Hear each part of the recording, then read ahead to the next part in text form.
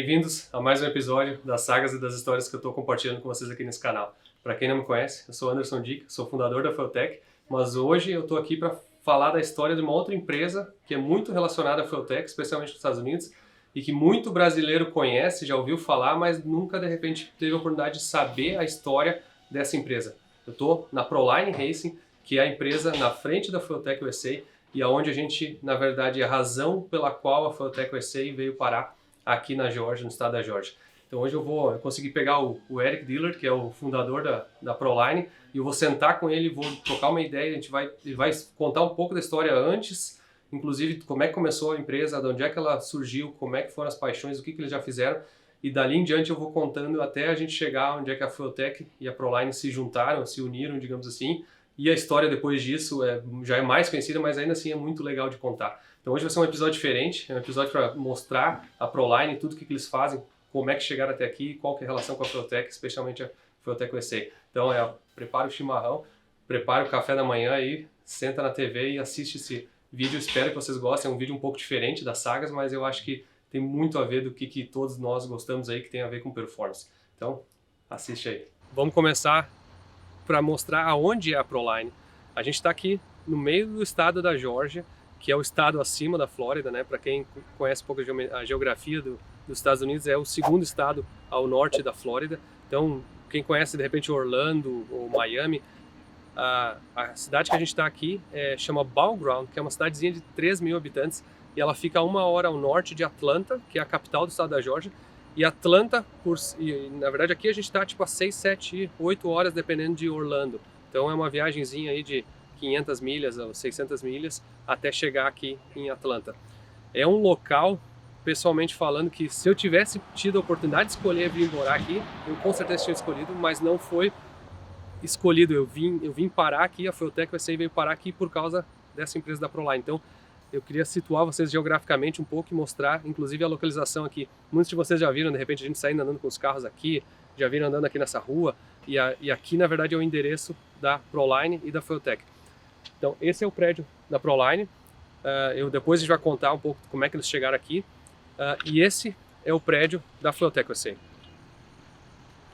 Então, esse prédio aqui é onde é que a sede da Fueltech USA está estabelecida. E só uma particularidade, aquele prédio ali é o prédio da MRB USA, que é o prédio onde é que a MRB é a empresa do Roder Jean Busat e todo, é o time, digamos assim, da Speed Unlimited, onde é que eles guardam e mantêm o carro de corrida do Roder Jean, que vocês viram aí um dos episódios passados aí, aquela corrida que ele e o Luiz de Leon correram. E ali também tem toda a parte de manutenção dos injetores, do FT Injector. Então, nós estamos aqui num conglomerado aqui bem interessante. E para vocês entenderem um pouco mais também, atrás desse mato no fundo, ó, peraí que tem um rotativo.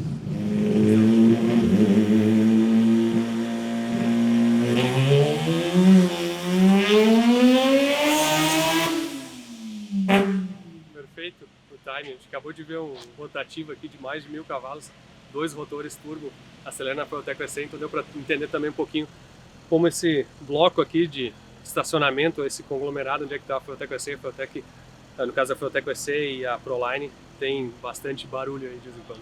Mas o que eu queria mostrar para vocês é o seguinte, atrás daquele mato ali, ó, tem outro apaixonado por carro que é o Sam.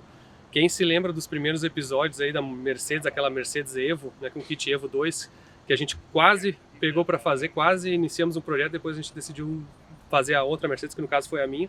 O Sam tem a oficina dele, onde é que ele guarda todas as Mercedes ali, então é um lugar bem legal também. Então agora é o seguinte, vamos caminhar comigo para dentro da Proline e vamos começar a conversar com o Eric para entender um pouco da história e depois a gente vai ver o resto. So Eric Dillard, this is the guy that founded, no, you didn't found Proline, you actually took over, but that's another story. But this is the guy behind Proline. So I'll be talking some in English, some in Portuguese. We're going to have the English subtitles or the Portuguese subtitles as well for both who wants to watch. So the idea now is actually have a chat with you and talk some of the history of Proline. Sounds good. So we'll start out here or go inside? Let's go inside. Sounds good. Estamos aqui com o Eric. Ele ainda não aprendeu a falar português. You still haven't learned the Portuguese. Got a ways to go. Mas nós vamos bater um papo agora. Eu vou bater esse papo em inglês, né? Obviamente, até por conforto dele. Eu não vou traduzir a conversa, mas eu vou botar as legendas embaixo. Então, para quem não está acostumado com inglês, ative as legendas, clique em CC aqui embaixo do vídeo e selecione o idioma português, que vocês vão conseguir ver as legendas propriamente. Então, eu vou bater um papo agora com ele. Eu falo bem devagar, eu acho que é muito mais as pessoas que conseguem, que sabem um pouco de inglês, conseguem entender o meu inglês, mas obviamente o inglês dele já é um inglês americano um pouco mais difícil de falar. So, Eric, first, I think you have a very nice story, a very nice history on before Proline. And I know, even I knowing a lot about Proline, every time I hear something, I hear some part of the story, it's always amused me. So I think the idea was actually have you going from really what is your first job? Because we're talking about Proline, but Proline is a lot how you and Doug been bringing, and Steve, but bringing Proline up too. But tell us something how you really started your career. Well, most of my career started in anything automotive. So I was changing oil when I was 16, as soon as I got a driver's license. So I was at the Express Lube down the street from my parents' house. And then I went from that job and started working at an auto body shop. And that was a rough one. I sanded like 50 cars a week. But it taught me work ethic, and I had a great group around me. It was one of my friend's fathers that owned the auto body shop. And so I got to see both sides. I got to see the hard work and the dedication it took to do what they did every week. But I also got to see the way that if you're willing to work hard, what can come of it, because he was an investor and owned different things. So that was really intriguing to me, even when I was 16, 17 years old. So I went from there to starting my first semester of college. And then I ended up getting a job at a Ford dealership. And at that Ford dealership, we worked in the used parts section, but I did a lot of transmission tech stuff. So we would take transmissions in and out of vehicles for the training tech guy. So I was just the R&R guy. I just took trainings in and out all day. And it was great because with going to college, I could come in anytime and do that type of work. So when we worked there was a dyno at the top of the hill. So there was the used section and where the transmission tech department was, and there was all the new automotive, new tech up top. And up top, they had the dyno, which was the first one in really Metro Atlanta. It was really new back then to have a dyno jet. That was a big deal. This would have been 2003, 02, 03. And there was a big group at this deal. The reason I went to work at that dealership, almost every single tech was a performance guy. So it was the one dealership that was geared around not just automotive, but performance. So about every time you heard a really loud car on the dyno, it was Steve Petty. So Steve, even back then in 2002 and 3, they were already big into small tire racing. So they raced turbo stuff already, and he raced with Tim Lynch, and they were already running series all around the country on small tire stuff. And they really were successful in their own little world back then. Nothing like what we're dealing with today with Pro Mod and all this crazy small tire stuff, but it really in that day that was the premier Fun Ford Weekend, all those types of things. Back when the hot rod stuff was going on, they were always a big part of that. So to me, Steve was like you know, when Steve Petty would come to the dyno, it was like, man, Steve's up there. We got to go. So luckily, I was the college kid that was just taking trainings in and out, because I'd be like, hey, I'm going up the hill, Petty's up. So I didn't know Steve that well at the time at all. I just knew him from coming out of there, and kind of the group, you know, the Mustang Ford group. We all kind of knew each other all around North Georgia. And I just started creating conversations with Steve through my first semester of college, and kept really bugging him. He didn't want to, you know, he was being rude. How old you were? Like 20? I was 19. Yeah. He was doing a job. You know, he was there to do a job and provide a service. And he was, you know, you're tuning, you're focused on what you're doing. And I was always the one like asking questions and probably the annoying kid from. Sometimes a lot of people think this is one of the best ways of learning, being let's say the annoying kid or the one that is curious about learning everything. I was definitely persistent. So then one day we used to use old NASCAR parts to build turbo engines. That was a big thing back in those days. So he was driving to Charlotte to go buy used NASCAR parts. And he called me up one day and he's like, hey man, you want to ride with me? Somehow we'd exchanged numbers at that point, and he wanted to know if I want to ride with him to Charlotte. And I laid out of work, laid out of school, and went to Charlotte. It was on a weekday. I wasn't going to tell him no. So we went to Charlotte, we came back, went back to school, went back to work, things as usual. And about probably a week later, he called and offered me a job. And at that point, he was already running this machine shop. Which was Proline. Which was, at the time, he had named it Proline. Steve actually named the company. Yep. And so he had named it Proline, and Doug, my business partner, came to work 1 month before me. So a little bit on their backstories. Steve also was a tech at a Dodge dealership. So Steve wasn't only a tech, he was like a master tech. And no different than he is in drag racing today. I feel a lot of Steve's talent and what he does today is troubleshooting. He can troubleshoot faster than almost anyone. Right? There's always somebody better than you, but he's definitely one of the best at troubleshooting. Right? So he would work literally. They would give him all the most difficult jobs at the Mopar dealership, and he would only work 3 days a week and make more money than everybody else because he could come in and do the hardest jobs that nobody could figure out, knock them out in 3 days, and probably work 5-6 hours a day and be gone.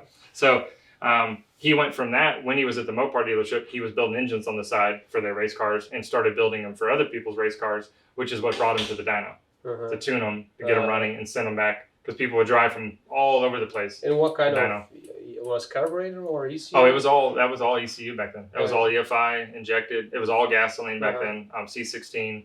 Like a 225 injector was humongous. Yeah, I mean, really a Bosch 160 was big when I started working there. That was the biggest injector on the market.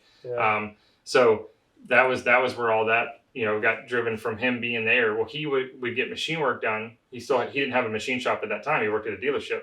So Barnett Performance, which is like a Summit or a Jegs in Atlanta, is where Doug worked. And Doug ran their machine shop. Well, he would take all his machine work to Doug. And that's how that relationship started.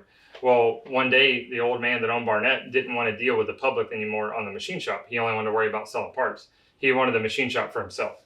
So he put Doug from the machine shop on the parts counter to sell parts. And Doug don't like selling parts. You guys, if you don't know Doug, we're going to have a little conversation with him. But Doug is not definitely the front guy. No. He's definitely the guy that is on the back thinking, designing, assembling, creating stuff. So he really didn't enjoy that position. And Steve would still go down to get parts, and then Steve no longer had a machinist. So Steve found another machine shop to do the work. Well, that machine shop over about a 3 or 4 month period needed somebody to come in and help them manage and run and bring jobs in. Well, I'm missing a pocket there, but in that window, Steve got in a really bad car accident, and he got T-boned. When him and his buddies were going fishing, he was in the back seat of a truck, and a girl ran a red light and hit him in the side and messed his hip up. So he was out of work for a while, 6-8 months, and couldn't go back to work. Well, when he had so much racing business coming at that time and engines to build and all these things, that as he went and found this other machine shop, he was in limbo of going back to Mopar or Dodge, and ended up choosing to go run this machine shop instead of going back to the dealership. And when he did that, he wanted Doug, because he knew Doug was on the parts counter. Doug wasn't happy. And he's like, man, if we're going to do this, we need to bring Doug up here. Doug took the job 1 month before I took the job. And then we all started, really, even Steve, Doug, and me, we all started probably within 6 to 8 months with each other. Me and Doug were just a month apart. And that's where we all started to learn each other and personalities and who was good at what. And that went on from late 2002, 2003, all the way up until like the middle of 2004. And it was a very small business. There was a silent owner that owned that machine shops. And I don't know if it's like this in Brazil, but like your automotive performance, small machine shops, it's a really hard business to succeed at. It's hard to make your brand and your name and charge enough to really move the business forward. And at that time, it had gone through, like when they first went there, a guy named Jim Clark owned it. Well, he was struggling. So a customer bought it. Well, that customer, Robert, is who we all worked for. And he wasn't around because he had other companies. Well, he got into some difficult times, and then ended up, it was kind of at that transition of like, okay, is somebody going to take it over, or is it done? And I was 19 going on 20, and I was like, oh, we could do this. So I started running QuickBooks and at least managing the business to where I saw the numbers coming in, the numbers going out. There was only 3 employees at the time. 4, me, Doug, Tim Lynch had came on board by then, and Steve. And we completely ran out of money to where we had nothing left. And I luckily had about 3 months of that time frame to see if the business was even succeeding, and we had enough cash flow to make it survive and stay above water. And at that time, I felt confident that we could do it. Steve was a little frustrated with the situation because it was tough. There was like a control of who's really doing what and who's responsible. He chose to go back to the house and work out of his house. So we kept doing machine work for him. And I was able to talk the owner into pretty much leaving us with the debt. So we had about, at that time, which we only did about 25,000 a month back then. I remember like a big month was like, I think 28 grand right when we took it over. And back then we owed customers that had dropped parts off to either have service rendered or they had given us money to buy their parts for their engine. We were about $250,000 upside down. So we owed $250,000 out that we had nothing. We'd never done the machine work and we didn't own the part. So, and it took me about a month to go through to every customer, and I just made a list, and I would call each person and say, "Hey, your motor's here. Yeah, I gave the company 20." And they probably upset as well. Oh, very upset. I gave the money 20. Okay, and then this, and I dropped off these parts where some of those might have been missing. So I just went through and made that list, and ended up at that time it was about 250 grand. We had a few net accounts that we owed some money to, and to me, I had nothing to lose. I was a kid. I had nothing to lose.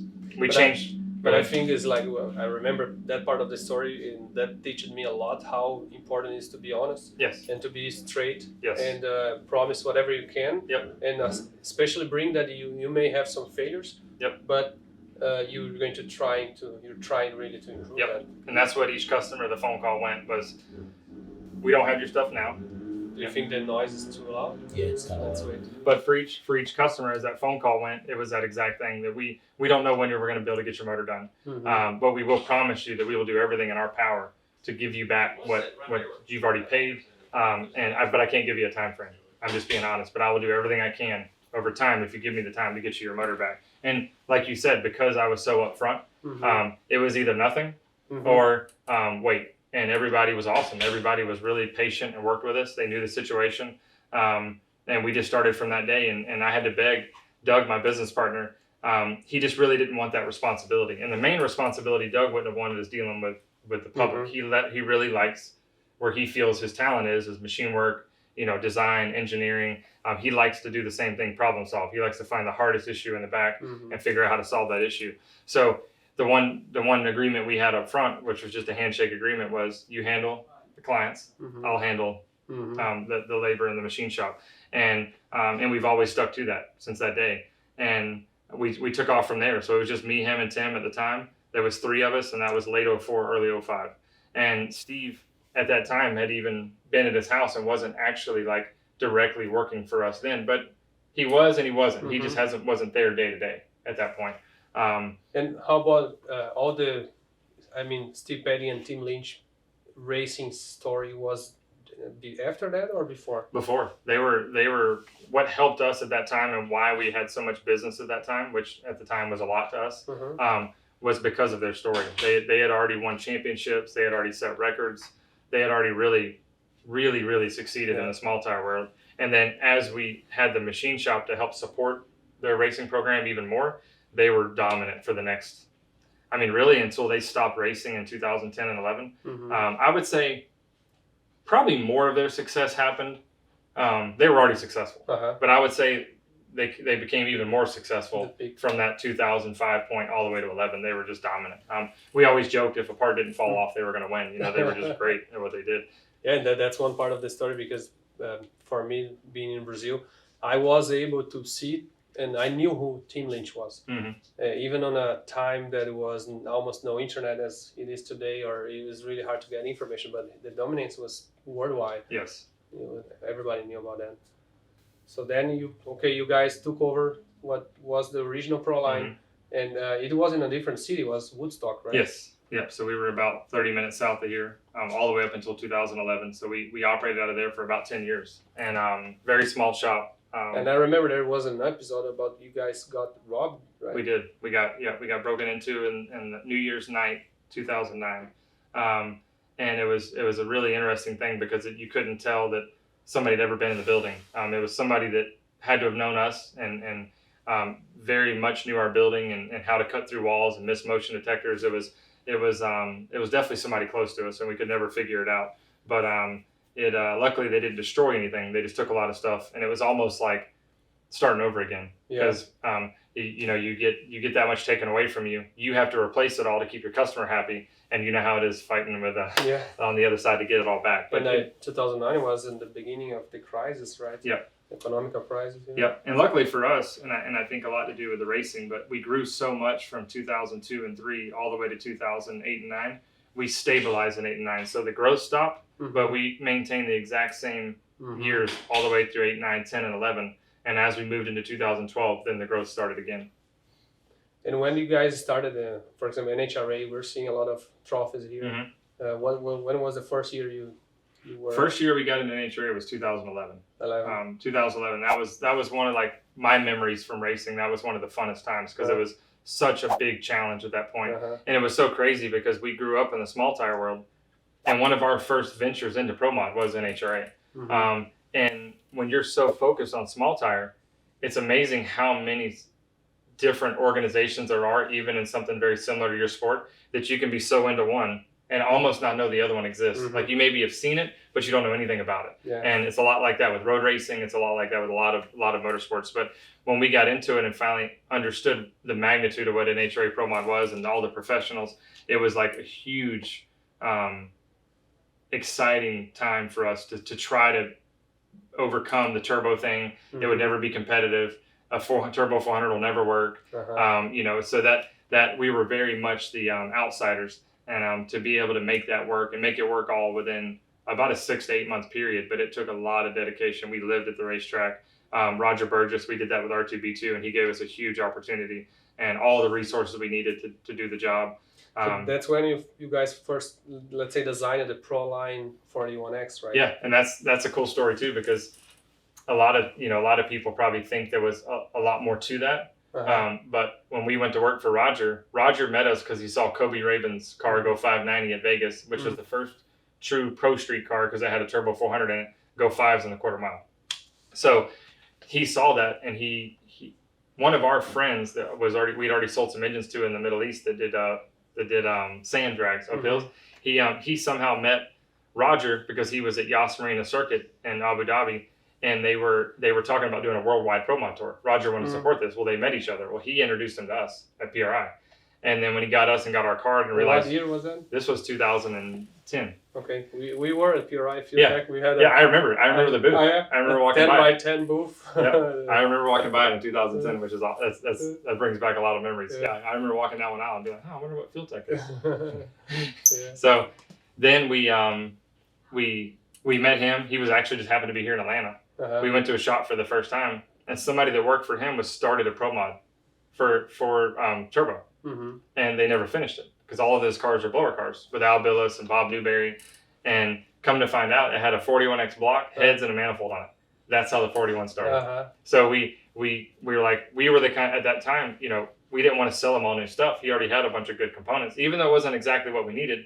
We were trying to show that we could work with what he had. So give a little why 481X. That comes from old days on specific classes they designed these engines. Yep, and it's really a billet big block Chevy. So it's like a billet Big Chief big block Chevy, and it's got a lot of characteristics from a Hemi. It's got Hemi rod journals. It's got a Hemi pan rail. You can actually show some. Yeah, we can show that in the back. But they took a big block Chevy and took a lot of the service items and a lot of the durability that you get out of the Hemi, put it back into the Chevrolet. And at that time, that billet 41X was like, people ran them with screw blowers. People ran them with an alcohol funny car. It was like people ran that engine as like a first choice because the Hemis weren't as developed back then. And then I think, as much as I should know the history of, I know Rodek is who started 41, and AJ took that program over from him.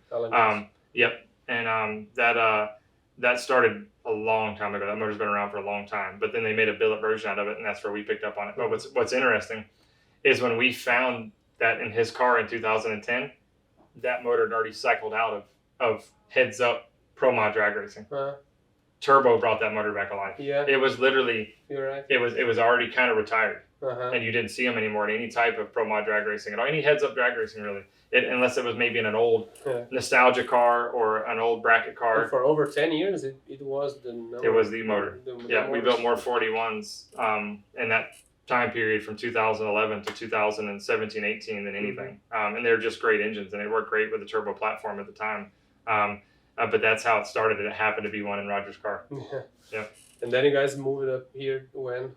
We moved up here in 2011. About that time, we were doing an NHRA Pro Mod, and I remember when we moved in this building, I was like, we'll never fill this thing up. This thing's huge. And we pulled the first rig in, and we just couldn't believe how much space we had. And now we're 3 buildings and busting at the seams. But yeah, it allowed us to grow in a huge way moving here, and we had opportunities to add a building even for Fuel Tech and add a building across the street for all of us. It's just another resource, and so this area has been great for us. But it's I could say now that we could use a little more space, but we're trying. That's awesome. And from those trophies, which one is maybe the one you have best memories? For me, it's going to be Indy 2011 when Roger let me drive for them, and that was my first ever. The U.S. Nationals. That was the U.S. Nationals. I had never entered a Pro Mod race at all in any class or organization, and we got the car done. And at the time, he kind of told me at one point, like, "Hey, we're gonna give you the opportunity to run one weekend," and it just happened that we got that car done for Indy, and it was their new Mustang. They had built it there at RTB2 chassis, and we finished it. We went and tested it at Atlanta. We had a few little bugs to work out. I think we went like a 601 in testing at like 240 something. I remember really late at night one night there. We only had one day, and we went to Indy, qualified. I think middle of the pack. We have a picture of the run sheet on there, but I think we called middle of the pack. There was a spark plug wire issue, and we couldn't find it. The car was misfiring.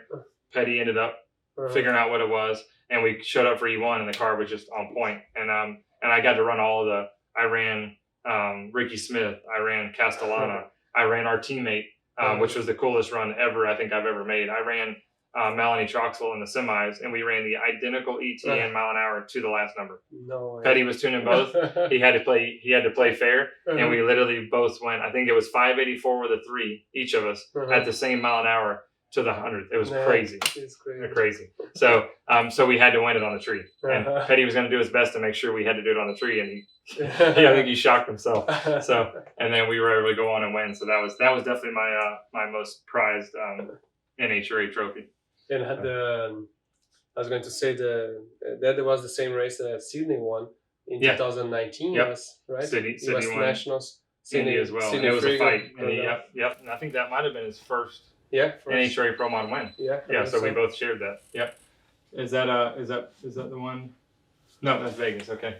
Yeah. It's probably in here somewhere on the wall. Okay, let's do some walk and show some of the structure you guys have here. Sounds good. Cool. Okay, guys. So now I have Doug here. Doug is the first actually employee to be working at ProLine, right? As you mentioned. Yes. Before even Steve, right? Yep. And October 2002. Yeah, I think I was in your December. Yeah, we were just talking, and Erica was playing some, and now we're going to Doug's Paradise, which is the shop in the back. So that's where everything is actually put together, and they create the magic here on the engine. So can you guys show? Yeah, let's go. Now we're going to go to the shop, but they have some very nice wall frames here. This is one of the cars that I remember when you decided to build this project. It was something not many people were believing, like a ProCharger could. That was new for us because we decided we'd never buy a race car. And there comes in, hey, we're buying a Pro Mod. And I was like, well, what? Said, trust me, we need this. So man, that was probably one of the smartest marketing decisions and business decisions, right? Yeah, it was necessary to be able to work with ProCharger and Fuel Tech and develop it and really make it work. And we had the resources to do it.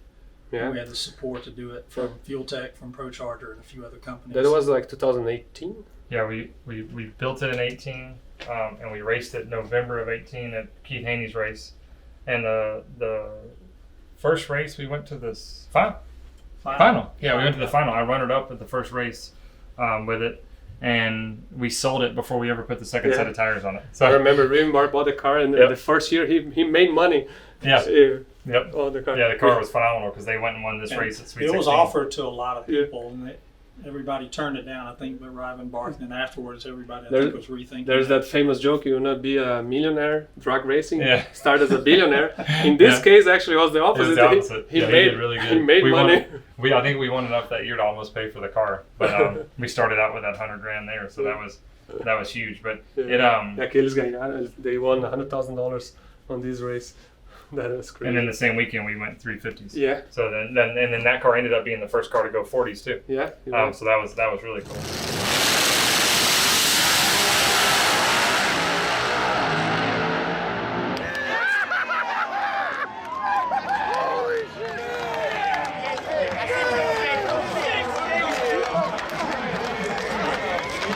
Oh, here are the other cars. Yep. So those are the two teammates this year.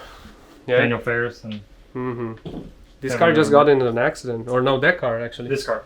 Yep. This car. This car. Yep. Yeah. So this car was. They'll be able to save the car. Yeah. Yep. I told Petty after I called him right after the accident. So what do you think? We got to buy another one? Yeah, I need to be looking. He said, nope. I want to fix that one. So he loves that car. So we're gonna. We feel that if you take care of them, and these things will last a really long time. Yeah. Even in a situation like that, if you repair it right, they'll last for a really long time. Oh, this was one of the first Yep. Fueltech cars as well. It's one of the first C7 Corvettes, right? Yeah, that was the only one that we really went more and more down that development path of 8th Mile Pro Extreme. Mm-hmm. So that car's been 231 or 2 miles an hour in the 8th mile. Oh yeah. So, and that car yeah. also runs some quarter miles. It did. It set the quarter mile record with a 540, shutting it off. Uh-huh. And then Ecanu came back and took it, I think, with a 537 at like 278. But we got another thing we're brewing up now to go back after the quarter mile record. Yep. That's good So news. hopefully that'll be the first quarter of next year. Oh, the El General. This car is. That was the original, our first Outlaw turbo. And who is from Brazil knows this car now belongs to Fabio Costa, the Brazilian. It's now white. And Roder Jebusato just raced it last week. Yeah, it went 368, Yeah. Totoro's 367, and that goes back to showing that if you take care of them, they'll last a long time. Yeah, that was one of our we always felt one of the best working cars we ever owned. Yeah. So Fabio got a good one. Yeah, this is another. Yeah, that's in Australia now. Yeah, that was the PDRE champion in 17.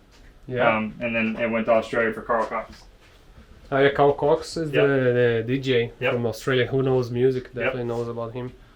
Yeah, some more photos of the iconic. Yep, that was Pro that Charger weekend, car. first weekend. Yeah. Oh, here. Oh, some more. And another trophies here, right? Yep, that's all NHRA.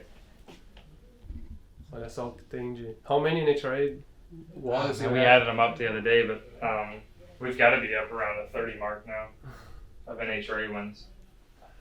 Troy Coughlin played a huge part in that for his run for 3 or 4 years. He was a huge part of our NHRA success, and our only NHRA champion. Oh, and this is Troy Eric's Grantmo. mom's. Yep. How are you doing? Wasn't Troy our only champion in NHRA? Yep. Yep. And then did it multiple times. This is Eric's office here. That's where he. Oh, this is another interesting photo. Yep. That was Mr. the Keith. very first Fueltech Proline Yep. car back in 2015, I believe. Yep. Yeah. And that this- was in Fuel Tech's building, right? Yeah, you see here Luis, Mauricio, a lot of Brazilians, Matt, Eric, Steve Petty here. I wasn't there. I remember. There's Natalia. I wasn't living here yet. Yeah, you weren't. Yeah. You weren't. That's Yeah. right. We were. There's all the Troy. This is the Troy Hall. The Oh, Jack's yeah. Hall. So he needed his own hall. Yeah, Troy Coughlin from Jags is definitely one of the very important part of the history of Proline.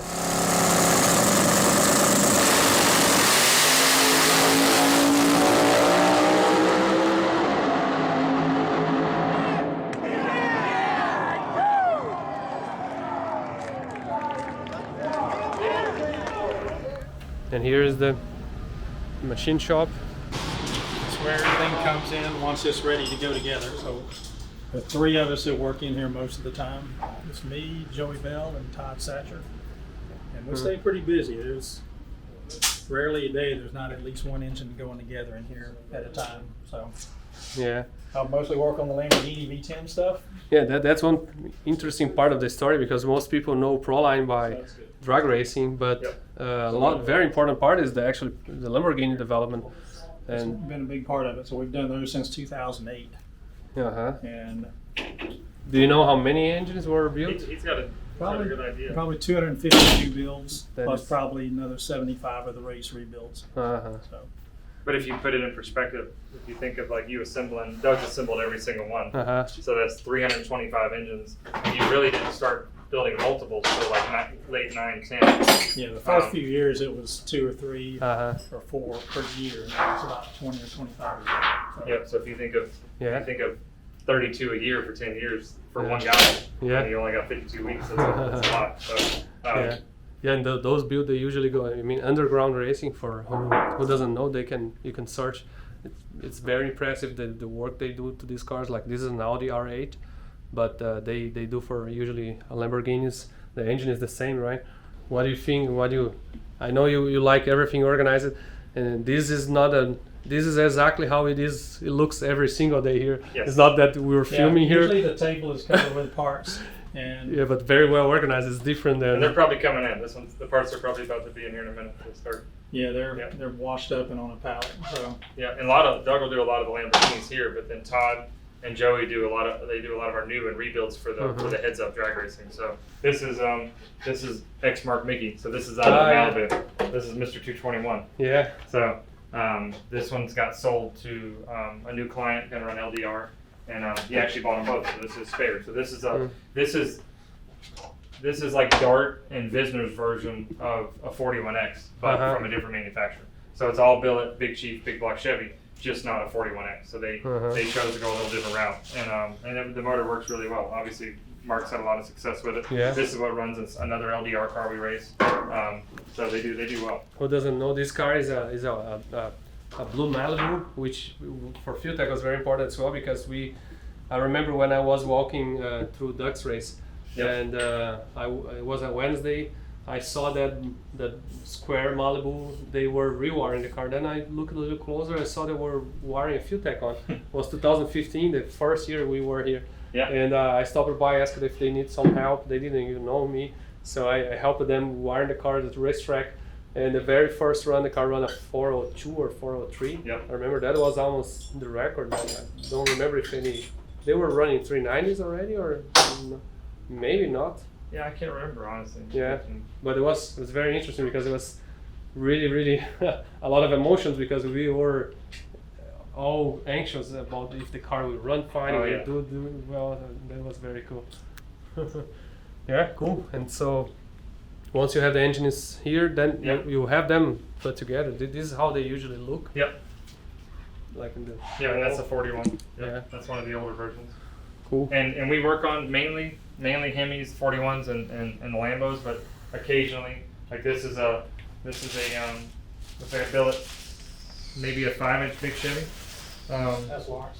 Lawrence, yeah. So that is a 4040. So that's the new one of our new versions of our engine. That we're going to do for more of a sportsman style setup. And then Doug doesn't do as many of them, but this is an Aventador. Oh yeah. Yeah, so we'll do a lot more V10s, but the Aventadors come through every once in a while. The V12. Yep, that's an older used Hemi that somebody's traded in. We freshened it so they could buy a new engine. So that'll be put on our website. It's on our website now to be sold. So we do a lot of trade-in and new build program. Cool. Let's see the rest of the building here. Yeah, one thing it's personally looking from the outside, I like the organization. I mean, everything is clean, organized. Everything is. These are all on deck, ready to go into the room. So this is the guys will stage them here, get everything clean.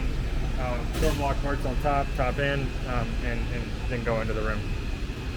Well, your typical automotive machining. We don't have any CNC equipment because everybody we buy from that needs it has it. We got a few companies we'll use if we need a specialty part manufactured. We can tell them or show them what we want. And so you design what you need, and they deliver for you. Design a specific, like you have custom camshafts, custom cylinder heads. Design if we want something custom, we just have to draw it up or make a prototype for them to copy. And the rest is typical automotive machining equipment. We do a lot of repair work. If the guys do happen to hurt the engine, we're fully equipped to repair pretty much anything that happens to them. So we rarely get engines in that we can't fix and put back into service. Yep. Yeah, that's one of the good things about the billet blocks, because you can really fix them, repair them, different than a cast block, right? And one of the worst blowups Jose had with a 41X ended up being his fastest passes made with that engine the following year. We probably ran it for years. That car ran 350s in the 8th with a twin turbo setup, and that was one of the worst blowups we ever had, and we repaired everything about it. Yeah. Yeah, the cool, like the one thing that it's always good, something to discuss is, with the machine work we do and the limited quantities, like a lot of our stuff is the engines are a little higher priced, right? So we build a decent amount of them, but not enough to really warrant a lot of CNC equipment. If you're doing a lot of stuff CNC, you need to be doing volume. We need to be making things in thousands. Where for us, if you sell 15 brand new engines a year, that's a lot of engines. So for us, we've always chose to work with the vendors that can produce that type of run of parts for us. We'd never justified CNC equipment based on the volumes that we do, and it's really worked out well for us. There's a lot of local guys that will step up and help us, and even when we do our repairs, we'll index a chamber next to it at a local shop that has all the right CNC equipment. We'll do all the welding, everything, put the seats in, take it there, they'll index the one next to it, cut the chamber, you'll never know, and it just it makes a lot of sense for our type of volume just to do the basic machine work. Yeah, there's some Hemi cylinder heads. Yep. That's about 2 versions ago, so that's which came a long way since those, but that's been out since that would have been 13, I think. 12 or 13 was the first year. Yeah, and some people watching the videos don't understand. This is the cylinder head, so the fact of having hemispheric cylinder chamber here, that's why they call Hemi. Interesting. It's interesting. The size of everything is really, the machinery is so nice. This is a used piece. Yep. And when they're new, it's even nicer. You guys use it to have a dyno here, right? I remember had a dyno here. The first time we did a lot of Fuel Tech development on that dyno. Yeah. The first day we ran the Fuel Tech setup, you were having to send things back to Brazil to get the engineers to reprogram things to work with our crank trigger setup. Yeah. Oh, there's a lot of stories. Even the customer service was just as good back then. As it is today. I remember. As soon as I finish with them on the tour, I'll bring to this episode all the parts, all the Fuel Tech connection where Fuel Tech actually connected to this. So that's definitely a lot of story on that. So this is our teardown area. When engines come in, we take them apart here. I heard you have a very special engine here, Mercedes 4-cylinder around. Yeah. It's floating around here somewhere. Just on a cart right by the engine room. Oh yeah, cool. These are used engines that either people have sent back to trade in or have put up for sale. Yeah, they're all waiting to either be sold or be freshened, one or the other. So then you guys then operate here, and another part very important from the business is actually the team management, right? Correct. Because a lot of people think, okay, you build the engine, you sell the engine, but you're also maybe, I don't know, half or part of the building. The business is really managing and helping the teams. And we think we've always felt that you can build a great product, but it's always how you carry through with that product and the customer service you give to support people at the racetrack and see these things all the way to the winner's circle. And we feel that the more engaged we are with the whole process, the more successful we can be. And it was great to have cars here that a lot of owners gave us a lot of responsibility to kind of run the team as our own. And that was able to help us R&D, try new things, and a lot of those great partners like Sydney Frigo, Jose Gonzalez, the Galat team, Mike Salinas is here now in our building, and that gives us the opportunity to try things and do things and have a lot more hands-on here in the shop, which ends up benefiting everybody. It's just nice that we have some cars here that we can do that with. So we started that even in our old building back in 2010 or 11, I think was the first when we started keeping Jose's, and then it grew into this. This is a perfect example of a complete engine here, right?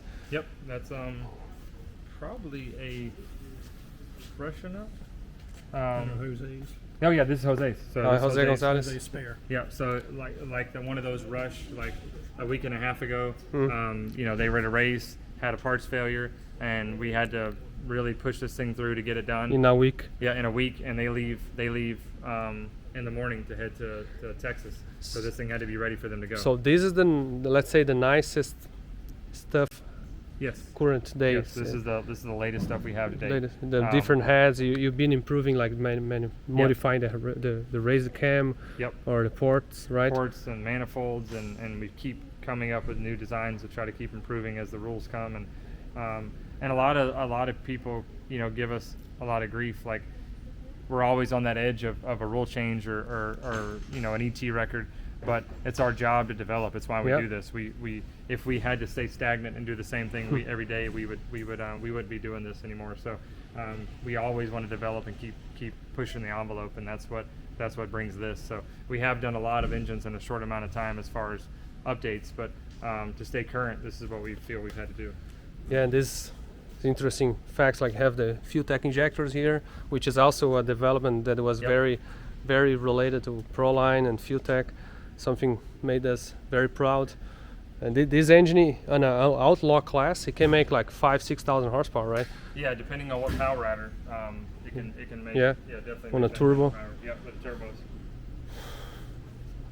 It's very cool. Yeah, we try to get it to where like it's ready to drop in the car, to where if they needed to plug up lines, put the motor plate bolts in, it's something that they can get turnkey pretty quick. Yeah, no, very common question. How much costs an engine like this? For what's sitting right there is about 90,000, and then if you add, that doesn't include the injectors, that doesn't include the ProCharger drive, so you would easily get up in 100,000 range when you start adding other components. Yeah, but just the injectors and this complete drive isn't here right now. It's missing the gearbox, but just the injectors and that component would add 10,000. Yeah, and some people think like it is expensive, but at the time you consider maintenance or repairability. And also, once it's used, you can sell this for 70 cents. If you like, we'll freshen them here for clients. We like to freshen what we sell, but it sells for 70 cents on the dollar. Yeah. So if it was $100,000, you should be able to get 70 out of it. So with a little bit invested into the repair, but you still get a good. They hold their value very well. Yeah, it's different than you buying something and you break parts and then you selling. I mean, you sell nothing. Yeah, exactly. Yeah. We're transitioning to the, how do you call this area? Well, we do our parts here. Carrie and Cameron both are doing parts all day long, so they do purchasing, selling parts over the counter for guys out in the field, and then they're also intaking all of our new parts that are going in inventory. And then this is our parts room. A lot of our new bulk parts are out on the shelf, so blocks, heads, oil pans, stuff that take manifolds take up a lot of room. We stock on the shelf. Because one thing you guys do a lot is you sell parts for repairing, but also sells. There's a lot of Brazilians that actually buy parts from you guys. Very much, yep. Because there's like, I know like Claudio Castagnon doesn't have a Proline race car, but he has a lot of parts, engines from you. Sidney Frigg, Roderja, Fabio Costa. There's also another guys that bought parts from you guys. Yeah, we pride ourselves on keeping parts in stock, and always we never want somebody to be in the field and have bought our equipment and need to service it and not be able to have the availability to get that part. Yeah. So it's harder now than ever, but the guys are still doing a great job. So here you have the race team operations, right? Yep. So this is Frigo. His car just left to get the new front end painted. Sidney Frigo, as you guys know, is a Brazilian. You see proudly the flag, the Brazilian flag over there, and he's also been. Sidney actually been into. You probably met him when he was Top Fuel racing. Yep. And we actually have his Top Fuel hanging on the wall right now. And I saw that. I like that new addition. Yeah, he actually now racing Pro Mod since 2016, 17 maybe, something like that. Yeah, he started actually, I think, in like 14, 15. Okay. Yeah. And we built his first car for him, the Vet, back I think in 15. I'll go over later and show some of the stuff here. Yep. Let's finish the tour with Eric, so you guys can go back to work. I know it's a busy Monday. This is the Galat team.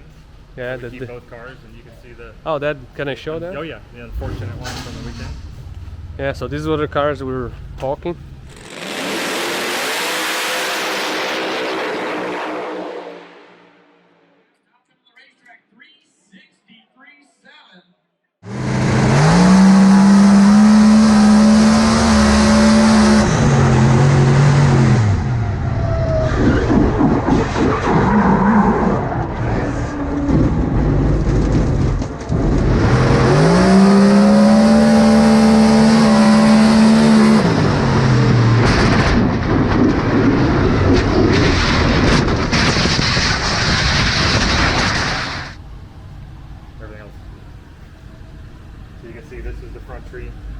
Where the fuel cells at. This side of the body ended up getting removed from the accident, and a little bit of fire. It wasn't really that bad, a very small fire.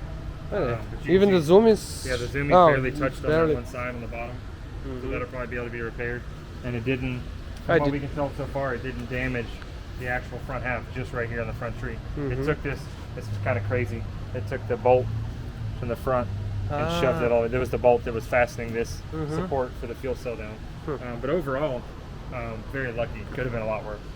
The car never rolled once. It went on its lid. And that was it. Yeah. So. And this is the truck they do. They carry the race cars. So this is the original ProCharger car. So just its third wrap design. This car just won. So the unfortunate accident with Kevin and Daniel won. So, Daniel, for ProLine and ProCharger, we won the last 4 PDRAs, so that's kind of cool. So, yeah.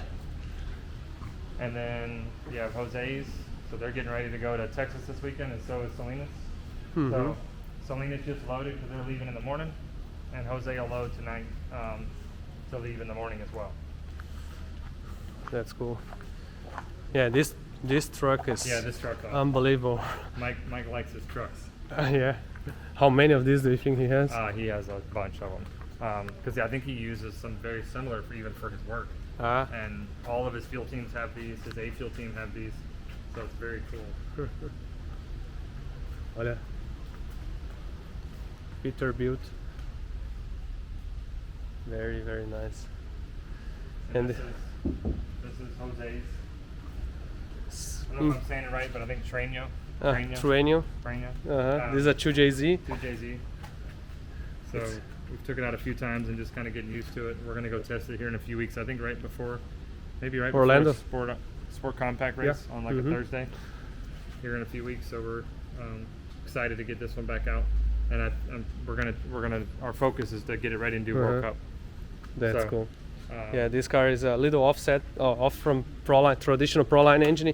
This is a 2JZ, a 6-cylinder inline, but that's one of the passions from Jose Gonzalez, which is also, he is from Dominican Republic, so he has some Latin blood as well, and there's a lot of import.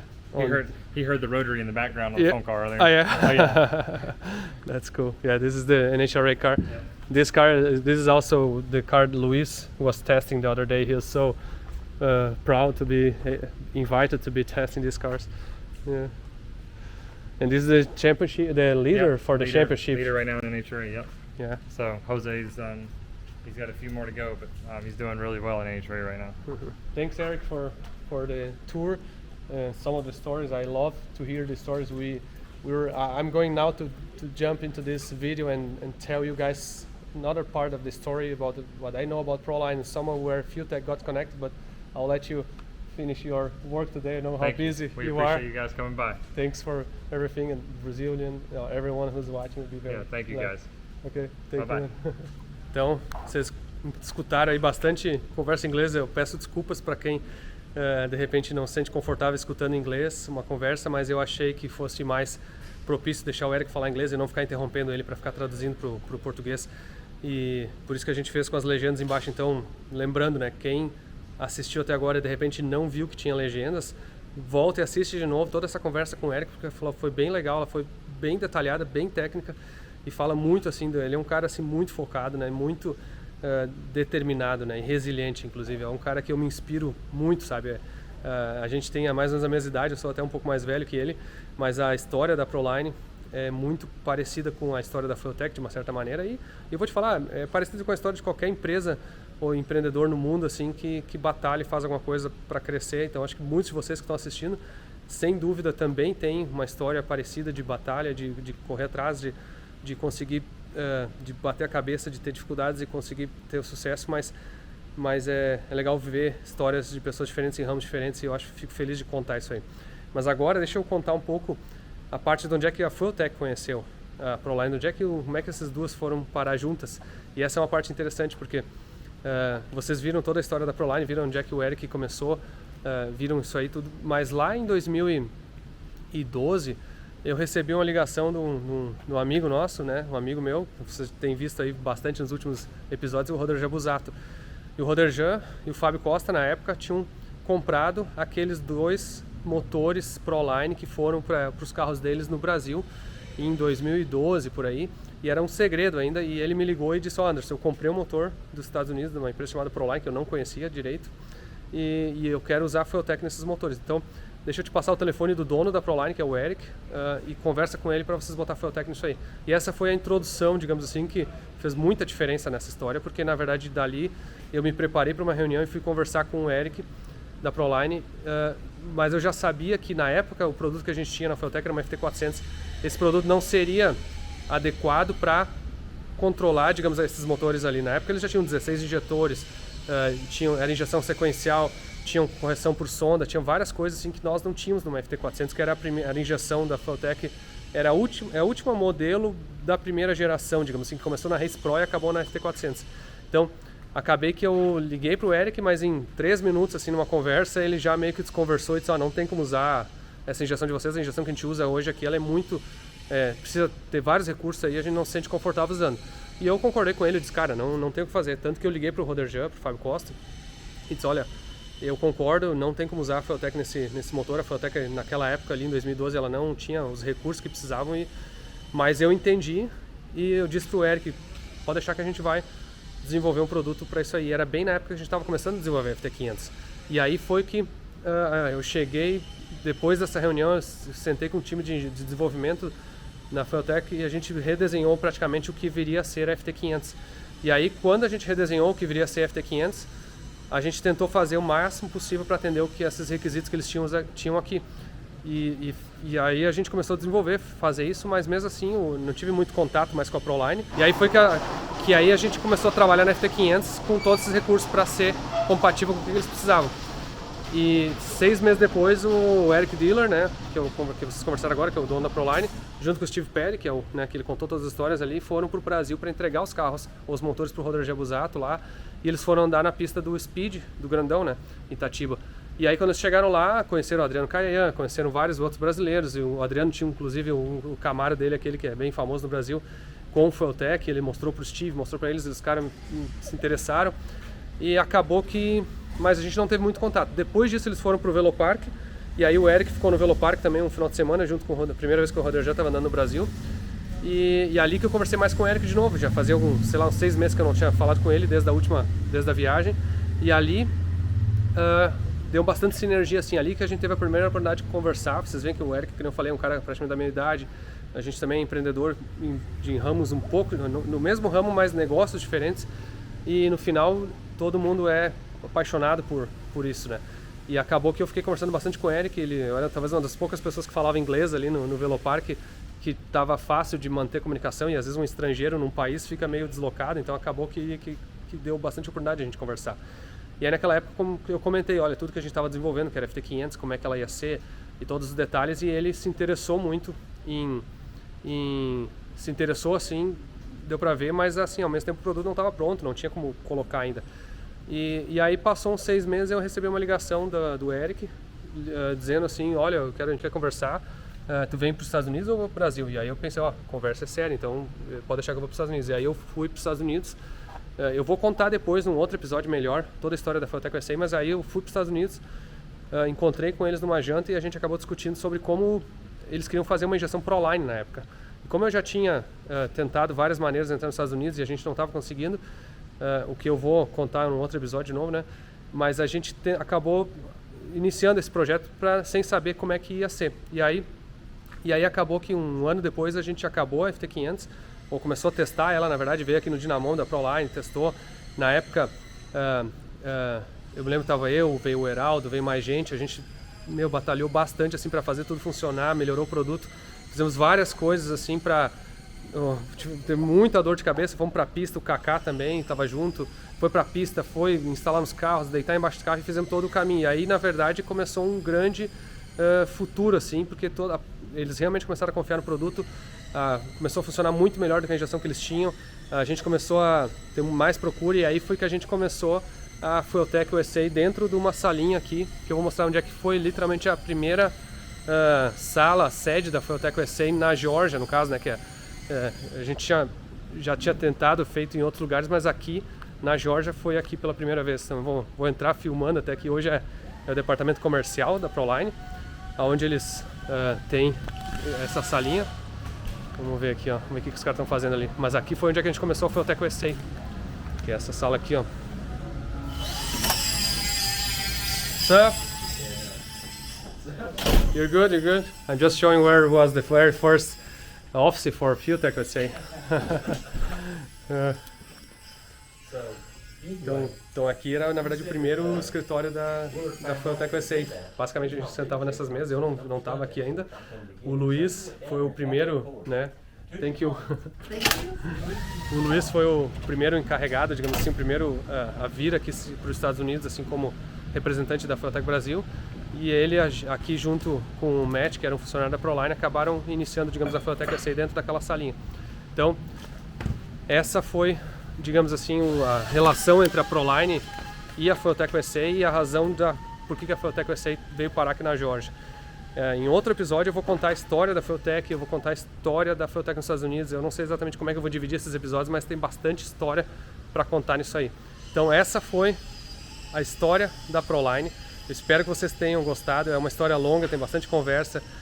Eu espero que a gente tenha conseguido ilustrar com materiais assim durante o vídeo suficientes para entenderem e visualizarem bem, mas é realmente uma história assim para quem quer saber mais profundamente um pouco sobre as empresas que fazem parte desse mundo de performance e para mim tem muita relação ao que a Fueltech é hoje, essa conexão com a Proline. Então eu tenho muito orgulho de dizer que a gente é parte da Proline de uma certa maneira e a Proline é parte da Fueltech e essa relação toda muito sadia que existe e como tem muitos brasileiros que são clientes da Proline, tem muitos brasileiros que admiram a Proline e toda essa parte da história eu achei que era um vídeo que eu estava devendo já para vocês para fazer, para mostrar realmente toda essa história aqui. Então, muito obrigado a todos que assistiram, espero que tenham gostado, deixe seus comentários aí sobre o que vocês acham, se tem alguma curiosidade, de repente alguma coisa que eu não falei no vídeo e até o próximo episódio aí.